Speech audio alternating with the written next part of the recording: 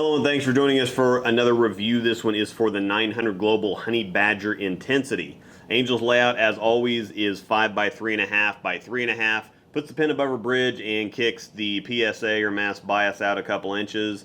My layout is 4 3/4 by 3.5 by 3.5. It puts the pin in the ring finger and kicks the mass bias out to the side. I use the Storm Arc Ruler to lay both these out. It's a really simple and effective tool. It's pretty cheap too if you're interested in picking one up and doing some experimenting. The link for that is in the description. Ball details are the S70 solid cover stock and Grapnel 2.0 mild asymmetric core. Global covers give you some semblance of their strength with the number in the name on a scale of 1 to 100. So S70 is kind of on the strong side of medium and reminds me a lot of the R2X cover from the High Road X. It comes at 4,000 grit. For the sanded solid stuff, I really love React-A-Scuff. Here to maintain the cover, it takes it back to about a 3,000 or 4,000 grit surface. It freshens the surface up, gets some of the surface nicks, cuts, belt marks, whatever else, and gets a very deep clean on it. Grapnel 2.0 for the core comes in at a 254 RG, 048 differential, and an 012 intermediate differential in 15 pounds. Usually stronger cores, especially asymmetric, are down around the 250 RG range, while the other numbers, the differential and intermediate differential, are on par with other mild asyms like the Rubicons and the Insight. So this core is a bit unique. The higher RG, or the more medium, it's a higher RG for an asymmetric ball, but it's more medium RG just kind of generally. It makes it rev up and roll a little slower or later, so it gives the ball a chance to get down the lane a little further than typical asyms, while the diff and intermediate diff provide the flare and torque to help it boom on the back end. So think something like an asymmetric high road. It's that general idea. We're here once again at Royal Crest Lanes in Lawrence, Kansas on the house shot. Big thanks to them for always taking care of us.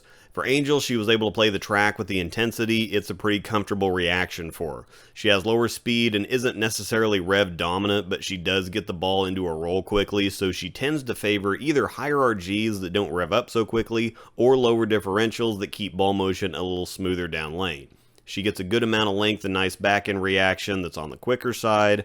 The overall hook potential of the ball is going to fit the majority of league conditions for the majority of people. It's been in use quite a bit by players on both professional tours, and again, it's a simple kind of buffed high road type idea that's in high road max territory. When the lane started to dry out, it was just a simple couple board move left to get back into the pocket, and it still pulled up and drove. This is where the extra torque from even that mild asymmetry lifts it over something like a high road that may not have the core to get it back up the hill once you have to start moving in. They typically rely on more lane friction, so the intensity fits the gap nicely when being in between a couple different ideas. Comparing it to the reality is a stronger asim across the board. It's a bit too strong for Angel to start out with, even on a fresh league shot, so it either needs some shine or just to be thrown on the appropriate conditions, but the intensity reads like a really nice solid step down from the reality. Both solids, so you'll maintain the same general look or friction response, dropping down to the intensity, just with something that goes longer and peels off the spot a bit firmer when the reality starts getting too early or too soft down the lane once the lanes start transitioning. The reality is surprisingly good at getting deep, but in longer formats and depending on what kind of equipment and surfaces other players might be using, the heads might get too beat up for something as strong as the reality. Conversely, of course, if the intensity doesn't have the wheels or teeth on heavier volumes, the reality is a really nice blend of traction, shape, and control. On the left side, the intensity is just a smidge too much shape for what I normally like to use, but the traction's about right. Stronger stuff is generally slow enough to keep me in my preferred zone, while quicker stuff at least gets down the lane far enough that I don't have to open my angles up. The intensity is slightly above average in both traction and shape, so there's a bunch of free ball motion or help for the rev challenged, and it definitely allows me to float out of it. I don't feel like I have to shove it to get it down the lane or hit up on it to get it to finish, but I do need to make sure I give it enough room. I have several boards of missed room out, but if I get slow or get it in, it's going to move. This allows me to chase it virtually as deep as I want to get though. I just have to get around it a bit more and let it work. This is definitely the most comfortable line for it. I prefer not to get in this deep on something fresh, but with this kind of ball reaction, I might need to expand my horizons a bit. Compared to the reality, it's definitely a lot earlier and stronger, especially close to the outside friction. It just needs more oil and angle.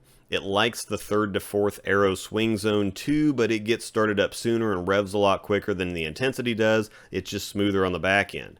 If you watch closely, you can see the reality winding up and almost accelerating pretty quickly off my hand, while the intensity takes longer to get into a roll before responding quicker down lane.